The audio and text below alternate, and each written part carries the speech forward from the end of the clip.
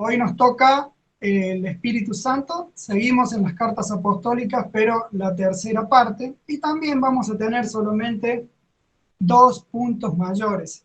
Quiero adelantarles algo que a lo mejor ustedes ya se han dado cuenta. Empiezan ahora a repetirse algunos conceptos por ahí. En algunos puntos empiezan a repetirse ciertos contenidos que ya vimos en otros estudios. Es necesario por ahí volver a repetir algunas cositas porque los pasajes por ahí vuelven a sacar a la luz los mismos temas y no es tan fácil dividir los temas, agruparlos, eh, clasificarlos, no sé cómo decirlo, pero bueno, ya seguramente ya se han dado cuenta de esto y en el resto del estudio esto va a seguir pasando, que algunas veces se superponen o se repiten algunas cosas. Así que bueno. El primer punto está basado en este conocido pasaje de Efesios 4:18 en adelante, que dice, no se emborrachen con vino que lleva al desenfreno, al contrario, sean llenos del Espíritu. Anímense unos a otros con salmos, himnos y cánticos espirituales. Canten y alaben al Señor con el corazón, dando siempre gracias a Dios el Padre por todo en el nombre de nuestro Señor Jesucristo. Sométanse unos a otros por reverencia a Cristo. Y ahí aplica en varios versículos el apóstol Pablo ese mandamiento, sométanse unos a otros, lo aplica a las esposas en primer lugar, a los esposos, a los hijos, a los padres, a los esclavos, a los amos. ¿Mm? Bueno, este pasaje nos enseña que debemos buscar que el Espíritu nos llene.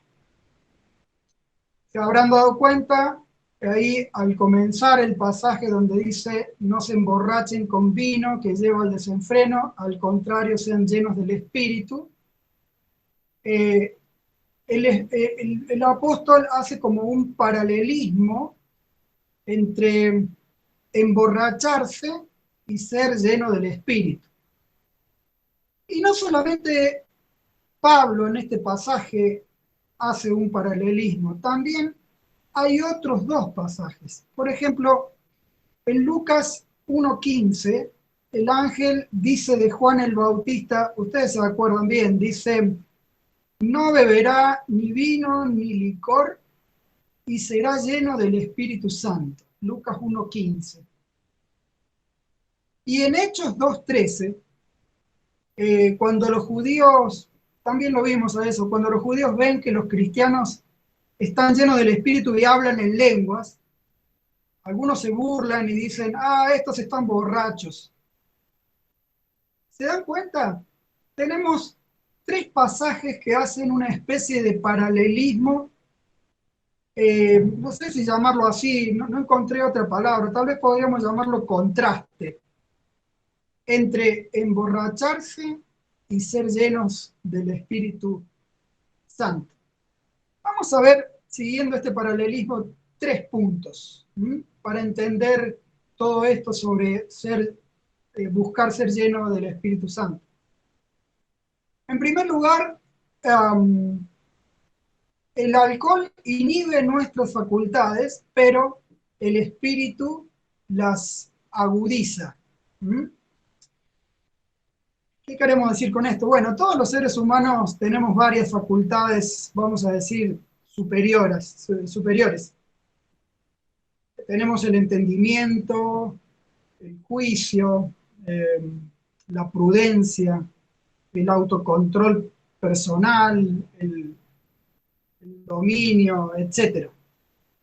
¿Verdad? Todos tenemos esas facultades superiores como seres humanos. Ahora bien, cuando alguien está borracho, el alcohol deprime, inhibe o suprime esas facultades. Porque químicamente, o podríamos decir farmacológicamente, el alcohol no es un estimulante como se piensa, sino un depresor, un inhibidor.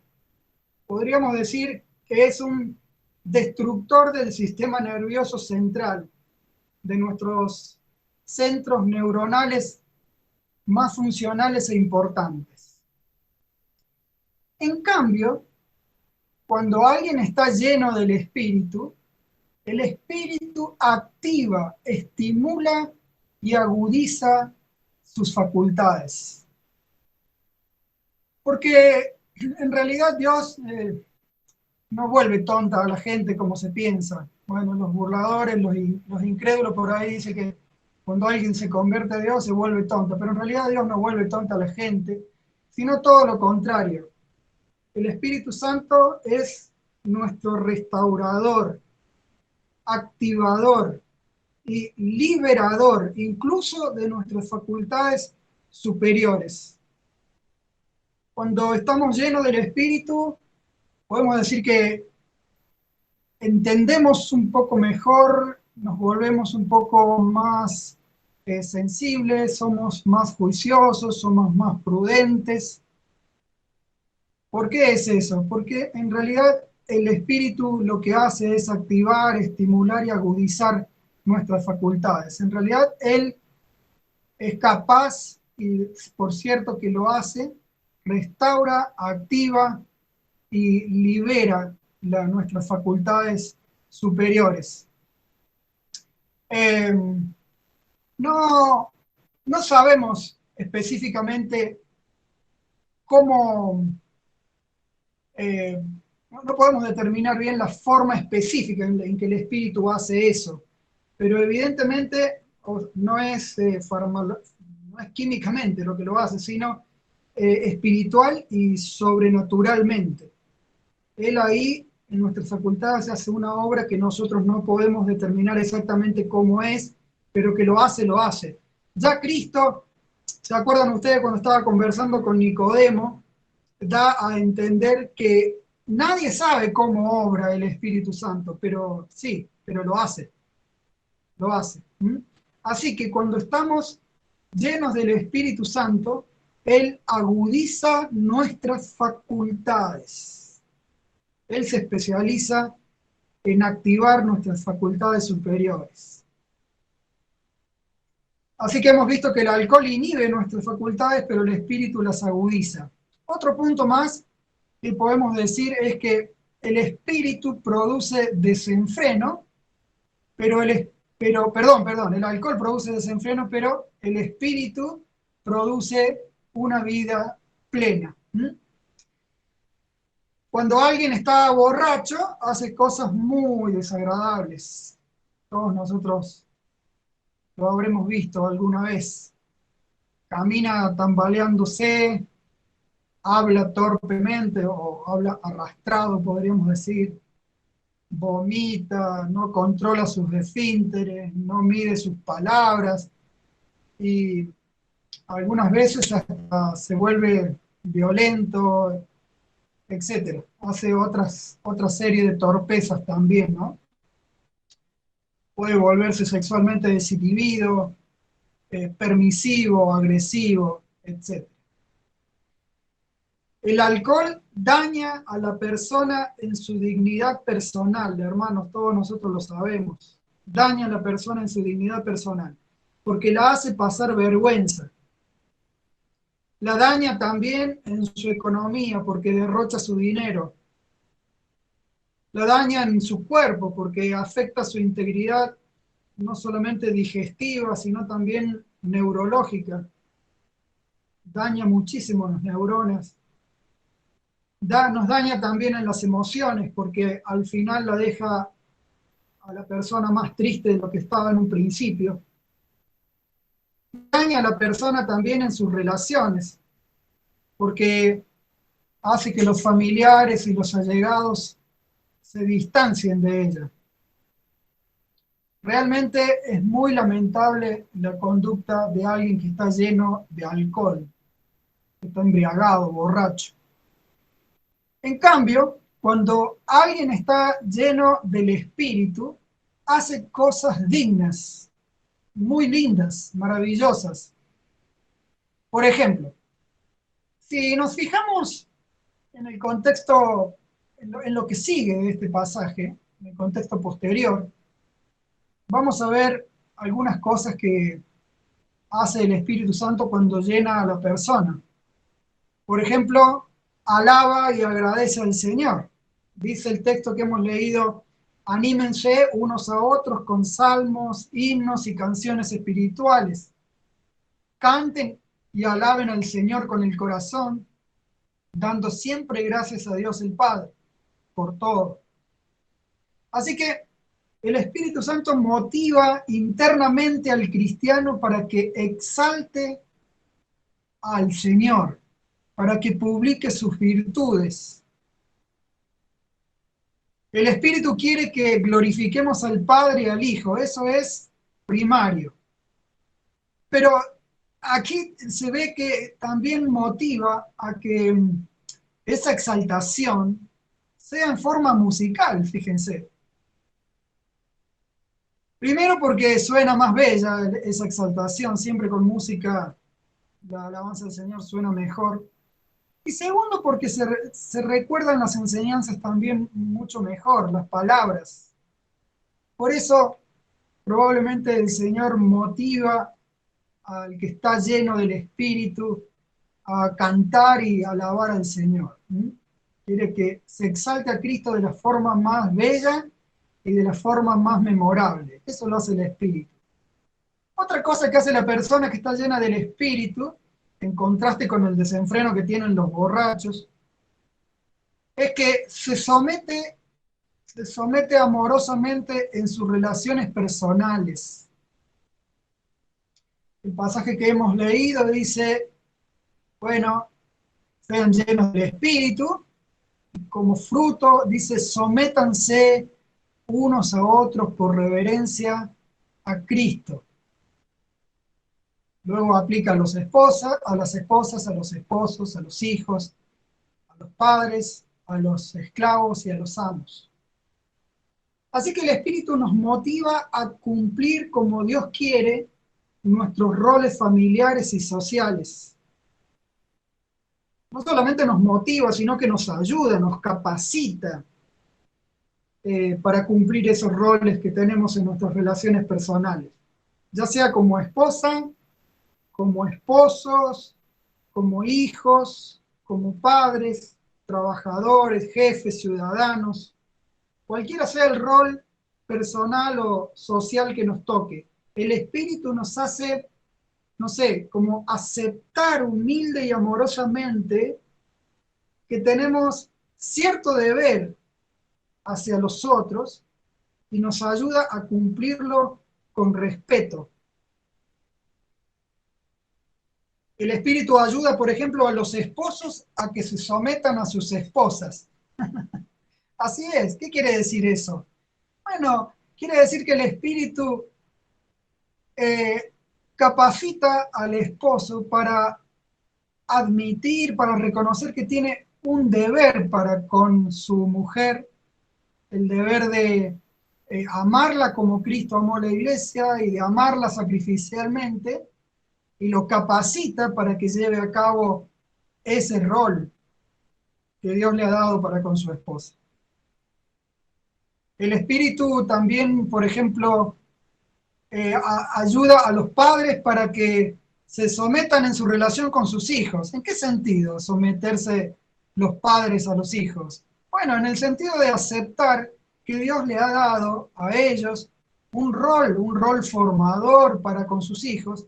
Y bueno, tienen que aceptar ese rol y ejercerlo bien como la palabra lo dice.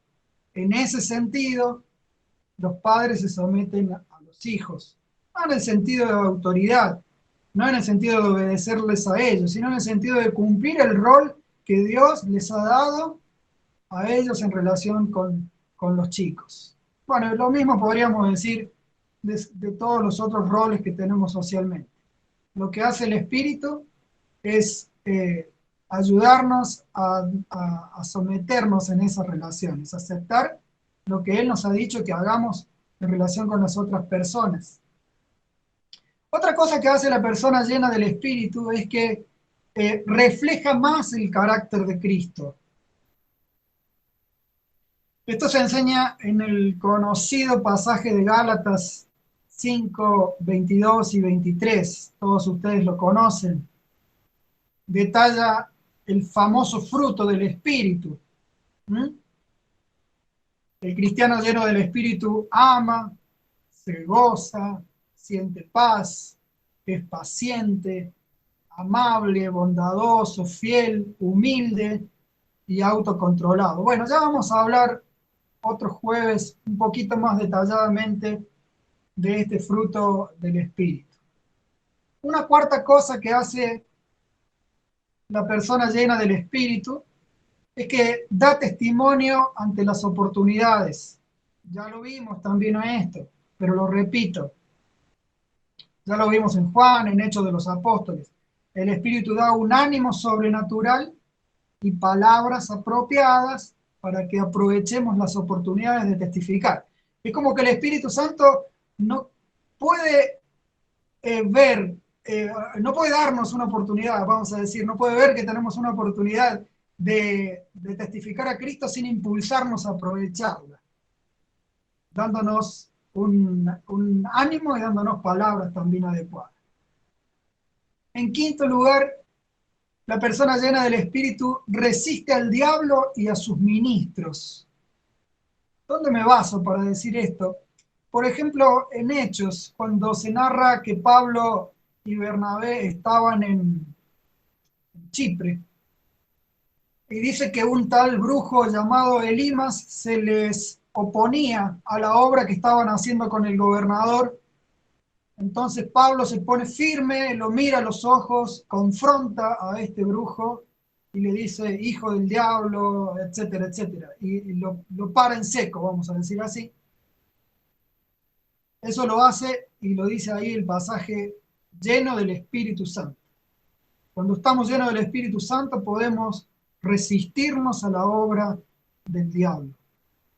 Y vamos a mencionar una cosa más que hace el que está lleno del Espíritu Santo. Sirve con gran bendición. También lo vimos a esto en Hechos. Las personas llenas del Espíritu sirven y son de gran ayuda para la obra de Dios, como Esteban, como Bernabé, por ejemplo. Así que cuando estamos llenos del Espíritu, vivimos y hacemos cosas honrosas, maravillosas y dignas. Todo lo contrario que cuando alguien está borracho, lleno de alcohol, ¿no es cierto? Un último paralelismo o contraste que encontramos es que algunos buscan que el alcohol los llene. Nosotros debemos, en cambio, buscar que el espíritu nos llene. ¿Mm? La persona habituada al alcohol lo busca intensamente. ¿Mm? A mayor dependencia o adicción, más lo busca. Lo busca sacando plata de cualquier parte, saliendo a cualquier hora, exponiéndose a cualquier clima, en fin, lo busca como sea. De igual manera, los creyentes debemos buscar que el Espíritu nos llene. La llenura del Espíritu no es optativa para los creyentes. No podemos decirle a Dios, no, gracias Señor, así como estoy bien, yo soy humilde, no aspiro a nada más, quiero ser, digamos, un cristiano raso. No, no es optativa la llenura del Espíritu. La frase sed llenos del Espíritu es un imperativo. Dios nos lo ordena. Nos lo ordena porque sabe que solo el Espíritu nos capacita para vivir y hacer todo lo que ya vimos que podemos hacer, todo lo bueno. Digamos que el Espíritu Santo es el único que puede capacitarnos para honrar a Dios y vivir a la altura que Él está esperando. ¿Mm? Así que debemos buscar la llenura del Espíritu Santo. Si es posible todos los días, hermanos queridos. Ahora, aunque es verdad que se trata de un mandamiento, nosotros no podemos llenarnos a nosotros mismos del Espíritu. No sé si me explico. Es el Espíritu quien nos llena. Y aunque en la Biblia no hay ninguna fórmula específica para hacer que el Espíritu nos llene, sí vemos que debemos involucrarnos de algunas maneras. Yo aquí voy a compartir 3 maneras en que nosotros podemos involucrarnos o en que nosotros podemos buscar, vamos a decir, ser llenos del Espíritu Santo, buscar que Él nos llene a nosotros. Una manera es confesando todo pecado que pueda estar ofendiendo o entristeciendo al Espíritu. Hermanos queridos, todo pecado que se sigue atesorando, que se sigue guardando bajo la almohada, que se sigue amando, que seguimos conservando a propósito, sin querer dejarlo ir, todo pecado de alguna manera estorba la obra del Espíritu en nosotros.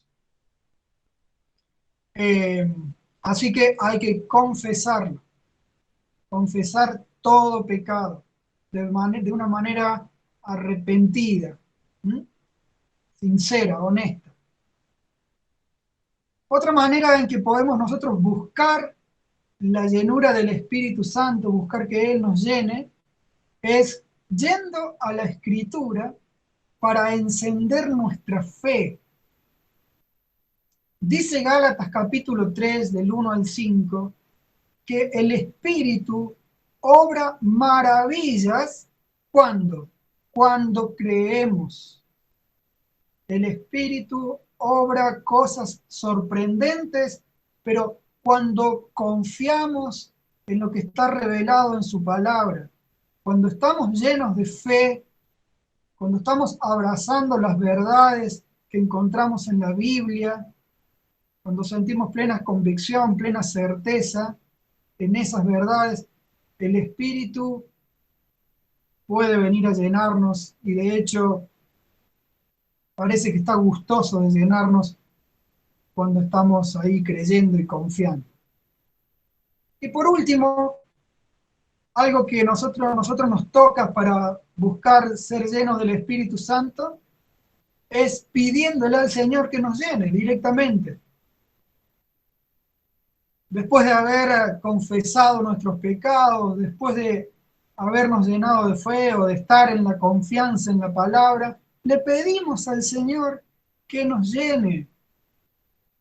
Le pedimos al Señor, como hemos visto, que influya en nuestras facultades, que las active, etcétera, que nos haga hacer todo lo que Él está buscando. Una vez creo que hemos leído Lucas 11 al 13, Cristo dijo ahí, ¿cuánto más vuestro Padre Celestial, que es bueno, dará el Espíritu a quienes se lo pidan? No está diciendo ahí que tenemos que pedir para que el Espíritu venga a vivir en nosotros. Creo que lo que ahí está diciendo el Señor Jesucristo es que podemos y debemos pedirle a Dios que nos llene del Espíritu, que nos dé su ayuda, que nos capacite plenamente. Así que pidámosle al Señor que nos llene con su Espíritu. 3 formas entonces en que nosotros podemos eh, involucrarnos o buscar la llenura del Espíritu Santo, confesando todo pecado, yendo a la Escritura para encender nuestra fe y pidiéndole al Señor que nos llene. Así que, bueno, cuando hacemos esto con integridad y sinceridad, Él suele llenarnos por su gracia, por su bondad. Y al llenarnos, agudiza nuestra facultad de la vida plena en nosotros.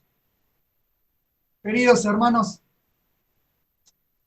cuán diferente sería cada uno de nosotros, nuestra familia, nuestra iglesia, si como cristianos buscáramos permanentemente la llenura del Espíritu Santo, si viviésemos llenos del Espíritu Santo.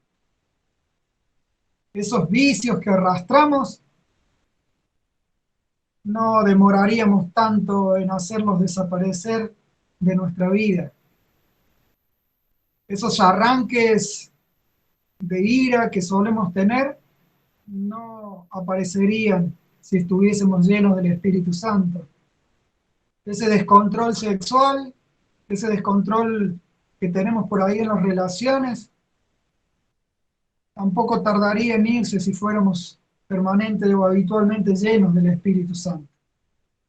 El temor y la vergüenza de testificar a Cristo irían desapareciendo si estuviésemos llenos del Espíritu Santo cuando aparecen las oportunidades. Seríamos muy diferentes si habitualmente experimentáramos esta llenura.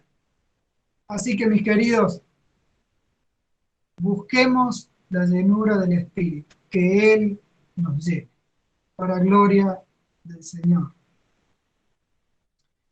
Así que el alcohol inhibe nuestras facultades, pero el Espíritu las agudiza.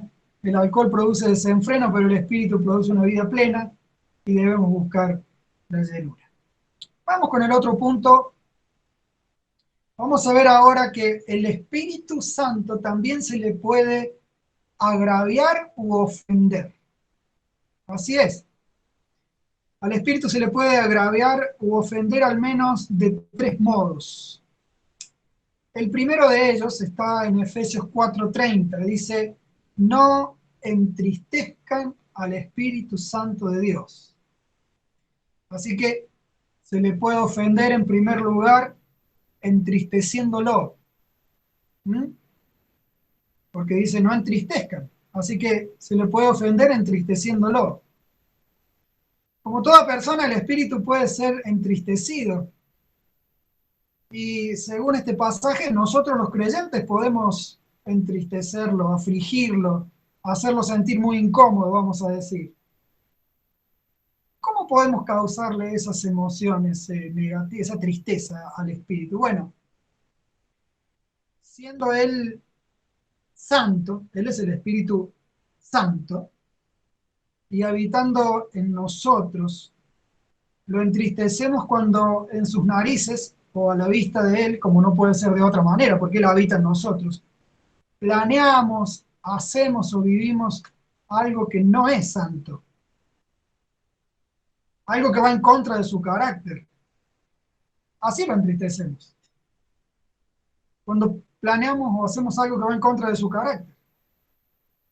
Por ejemplo, si leemos el contexto anterior y el contexto posterior de Efesios 4:30, encontramos varias cosas que lo ofenden al espíritu. Por ejemplo, menciona ahí en 4:25 que atentar contra la unidad del, perdón, 4:3, atentar contra la unidad de la iglesia lo ofende, lo entristece. Mentir de algún modo lo entristece. Robar, hablar de forma dañina, alimentar o no resolver la amargura. Escuchen eso, escuchemos. Alimentar la amargura o no resolverla también entristece el Espíritu Santo, algún resentimiento, alguna bronca. Si nosotros seguimos atesorando eso, el Espíritu se entristece. Otra cosa, expresar el enojo de manera descontrolada o hiriente, tener relaciones sexuales fuera del matrimonio, ser avaro o idólatra, hablar obscena o groseramente también lo entristece. Perder el tiempo lo entristece. Ahí dice, en 5:16, 5:17, dice que perder el tiempo no es cosa de sabios y entristece el espíritu. Por supuesto, emborracharse también entristece al espíritu. Bueno, estas son solo algunas de las cosas que entristecen a esta tercera persona de la Trinidad. ¿Mm? Todo lo que no es santo, lo que va en contra de su carácter, lo pone, lo aflige, lo pone muy incómodo adentro de nuestro corazón. La segunda forma en que podemos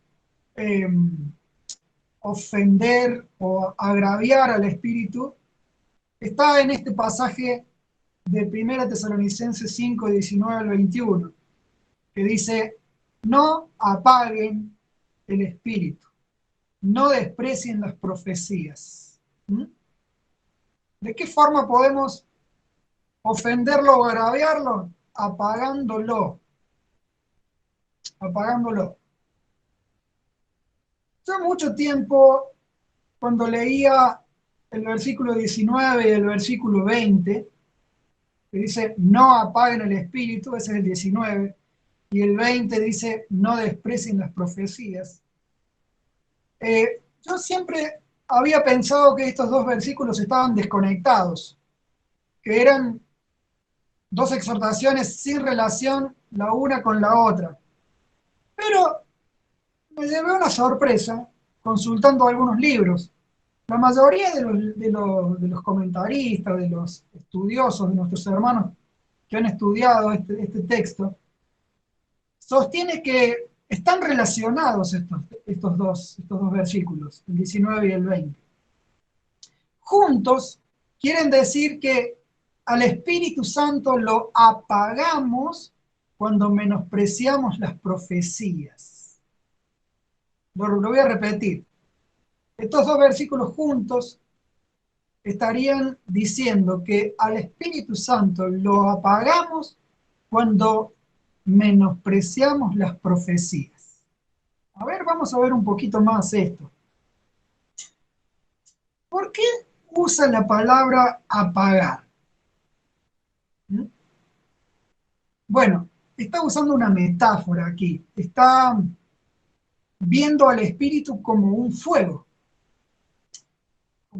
que quiere purificar al creyente o a la iglesia de todo lo malo, de todo lo que no armoniza con su carácter y nos hace mal a nosotros.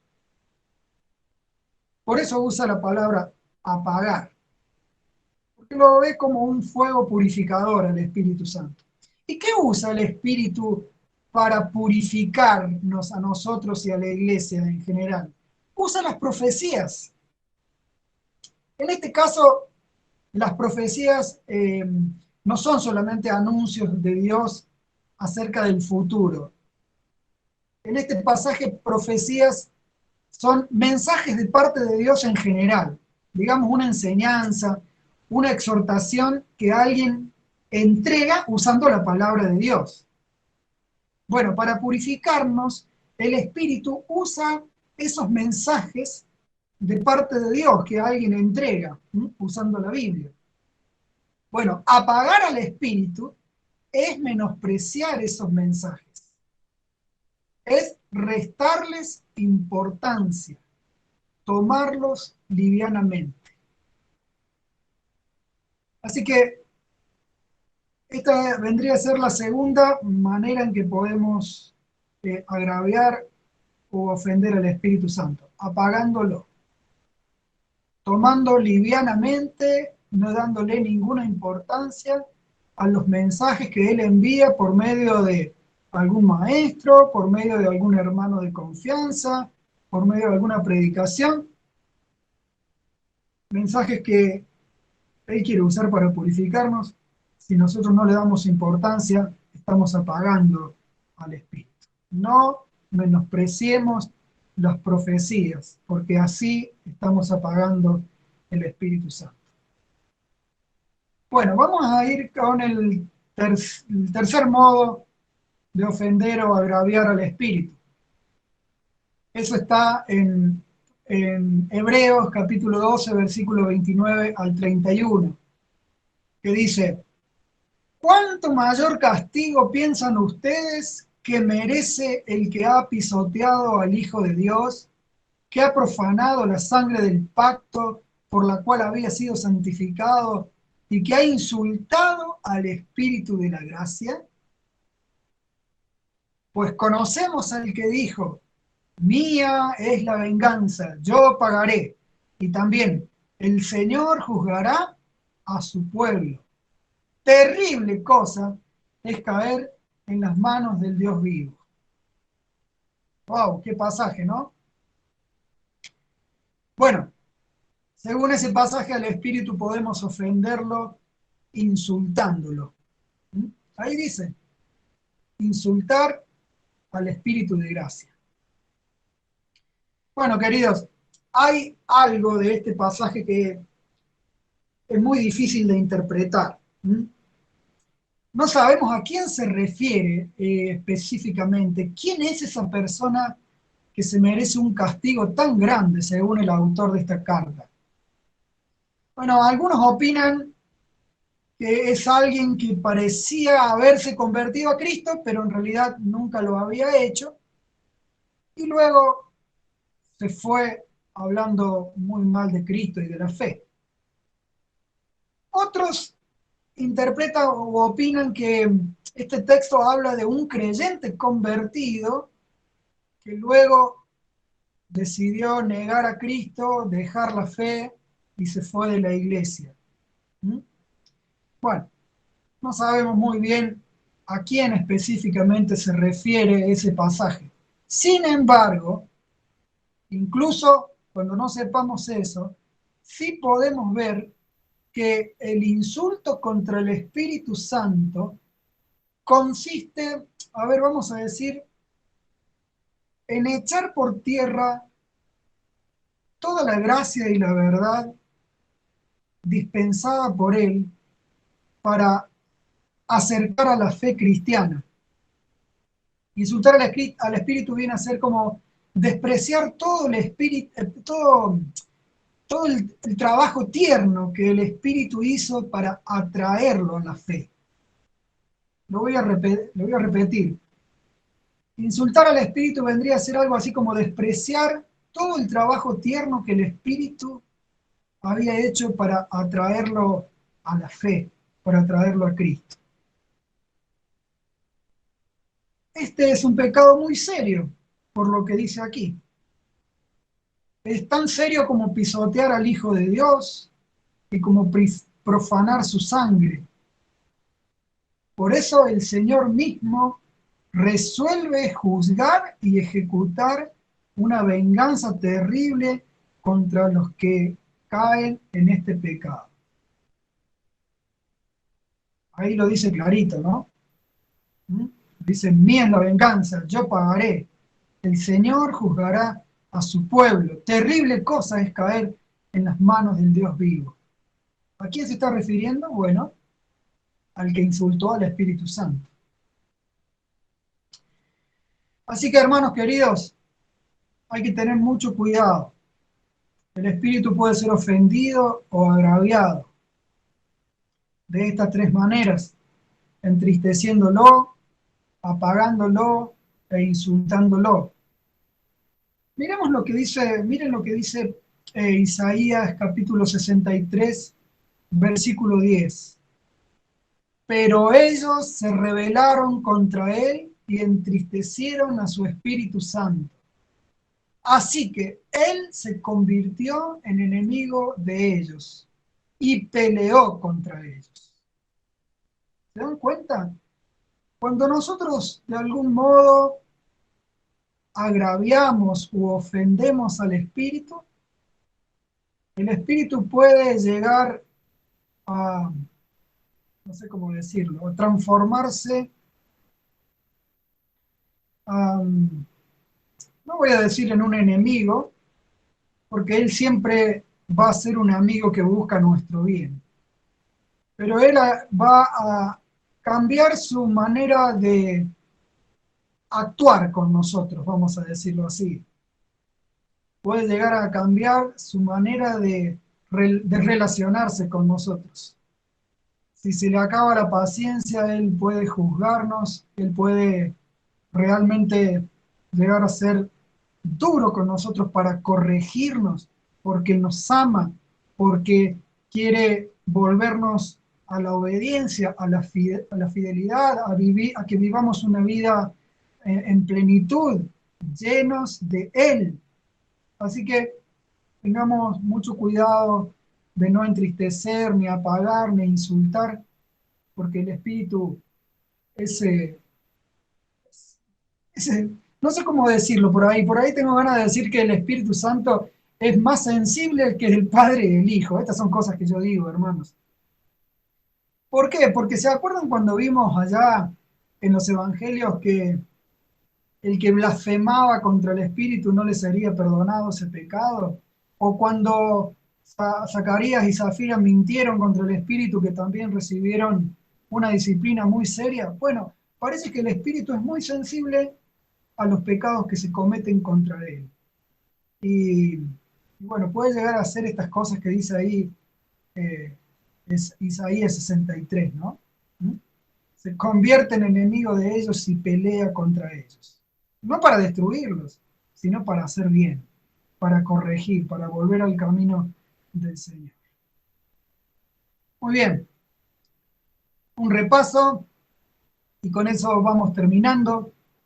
El Espíritu Santo en las cartas apostólicas, tercera parte ahí, perdón, debemos buscar que nos llene y a Él se le puede agraviar o ofender de las tres maneras que hemos